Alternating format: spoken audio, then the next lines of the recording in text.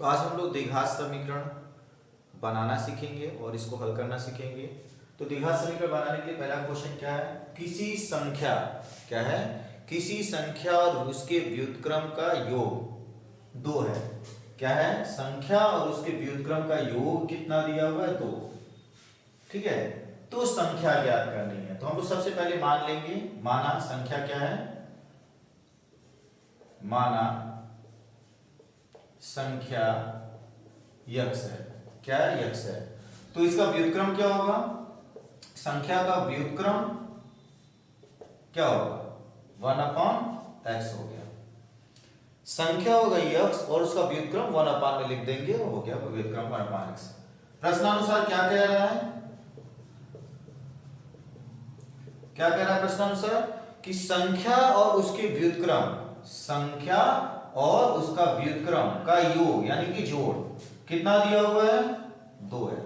संख्या और उसके व्युत्क्रम का जोड़ कितना दिया हुआ, योग कितना दिया हुआ, 2 दिया हुआ है। तो इनको जोड़ दिए, ये आपका प्रश्न बन गया, समीकरण बन चुका है। अब इसको हम लोग सरल करके द्विघात समीकरण बना लेंगे। तो इसको हम सरल करेंगे एलसीएम लेकर, तो x से हम सबको मल्टीप्लाई कर देंगे, तो यहाँ पर हो जाएगा x², x/x कैंसिल, यहाँ पर हो गया 1 और यहाँ पर मल्टीप्लाई करेंगे तो हो जाएगा 2x। दोनों पक्षों में हमने ये क्या किया, x से गुणा कर दिया है। जैसे हमने दोनों पक्षों में x से गुणा किया तो आपका समीकरण बन गया द्विघात समीकरण का। ये आपका द्विघात समीकरण आ गया -2x + 1। ठीक है, -2x + 1 = 0।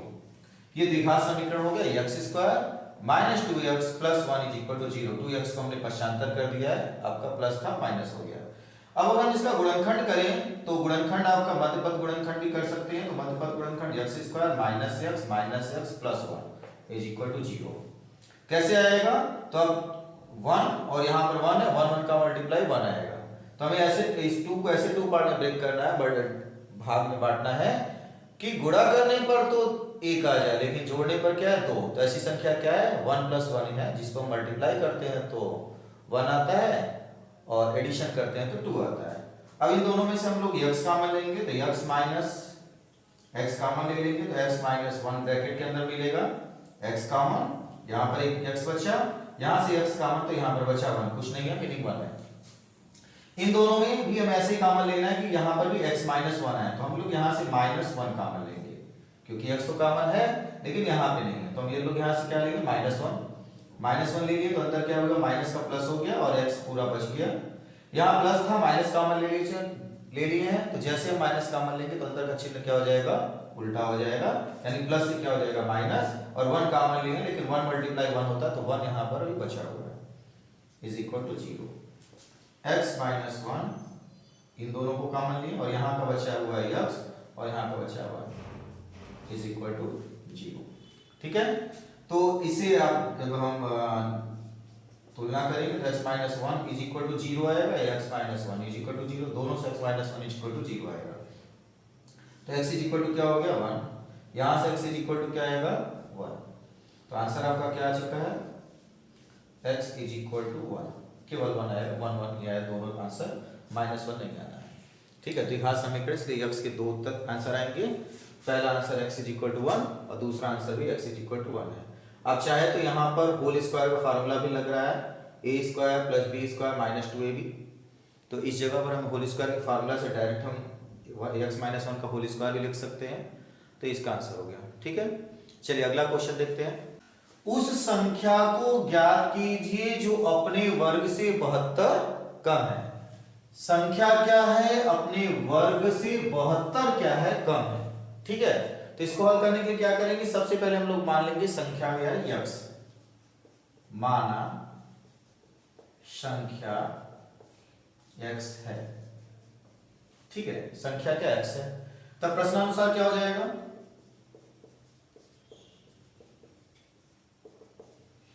प्रश्नानुसार हो जाएगा संख्या जो है अपने वर्ग यानी कि x² से कितना कम है, 72। अगर 72 हम घटा दें किस में से, वर्ग में से, संख्या के वर्ग में से, तो किसके बराबर आएगा, संख्या के। तो ये आपका प्रश्नानुसार समीकरण बन गया। तो द्विघात समीकरण क्या हो जाएगा, ये x आ जाएगा इधर, तो x² अपने स्थान पे है, -x - 72 = 0। x² - x - 72 = 0 हो गया। ठीक है, अब हम लोग इसका गुणनखंड करेंगे। 72 को मध्यपद गुणनखंड करेंगे तो 72 का 1 में मल्टीप्लाई 72 होगा। ठीक है, 72 होगा। इसको दो पार्ट में ब्रेक करना है कि इस मल्टीप्लाई का चिन्ह क्या है, माइनस, गुणा का चिन्ह क्या है, माइनस।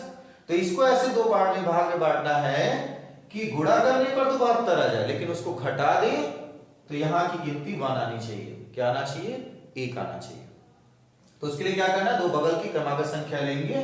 तो पहली संख्या अगर हम 9 लेते हैं तो दूसरी संख्या 8 लेंगे। 9 माइनस 8 1 आएगा और 8 और 9 का गुणा 72 हो जाएगा। ठीक है, तो मध्य पद मेरा मिल गया है। तो क्या करेंगे, एक्स स्क्वायर के स्थान पर एक्स स्क्वायर माइनस और 1 के स्थान पर 1 के स्थान पर क्या लिखेंगे, 9 माइनस 8। कितना लिखेंगे, 9 माइनस 8 और माइनस आपका यहाँ पर यक्स रहेगा माइनस 72 इज इक्वल टू 0। ठीक है, इस तरीके से रहना है। अब हम लोग को क्या करना है, गुणनखंड करते समय इन दोनों में को ब्रेक करना है। माइनस 9x हो जाएगा और माइनस माइनस का मल्टीप्लाई हो जाएगा plus 8x minus 72 is equal to 0। दोनों में देख रहे हैं आप, x दिख रहा है, x कॉमन है, x हम लोग कॉमन लेंगे, वो घनिष्ठ है। कॉमन लेंगे तो यहाँ पर बचेगा x और यहाँ से x कॉमन हुआ तो बचेगा माइनस 9। इन दोनों में अगर ध्यान से देखिए तो 8 यहाँ पर भी, 8 9 जा 72, 8 यहाँ पर भी है, तो दोनों से हम लोग 8 कॉमन ले लेंगे तो 8 हो गया कॉमन, तो यहाँ पे बचेगा x और 8 9 जा 72 तो यहाँ बचेगा 9 is equal to 0। x minus 9 यहाँ पर भी, x माइनस 9 यहाँ पर, दोनों स्थानों से हम x माइनस 9 कॉमन ले लेते हैं। तो x माइनस 9 कॉमन लेंगे तो अंदर मिलेगा x plus 8 is equal to 0। या तो x minus 9 is equal to 0 होगा या तो x plus 8 is equal to 0 होगा, तभी तो 0 मल्टीप्लाई आंसर 0 आएगा। तो इन दोनों में से कोई एक की वैल्यू 0 होगी तो हम लोग यहाँ पर मान लेंगे x minus 9 is equal to 0 या x plus 8 is equal to 0। तो जब हम इससे x की वैल्यू निकालेंगे, माइनस 9 इधर जाएगा तो प्लस हो जाएगा तो x इज इक्वल टू 9 और इससे निकालेंगे तो x is equal to minus से प्लस से उधर जाएगा माइनस 8। कितना आ जाएगा, माइनस 8। ठीक है, अब मेरा क्या हो गया, आंसर क्या आ चुका है, x इज इक्वल टू 9 या माइनस 8, दोनों से आंसर आएगा। x इज इक्वल टू 9 से भी और x is equal to minus 8 से भी आंसर आएगा कि संख्या अपने वर्ग से 72 कम होगा। करके देख लीजिए, संख्या है 9, इसका वर्ग क्या होगा 99, 99 में से 72 सब्ट्रैक्ट कर दीजिए, कितना आ रहा है, संख्या आ रही है। ठीक है, ऐसे 8 से करेंगे तब भी आएगा। तो ये हो गया क्वेश्चन।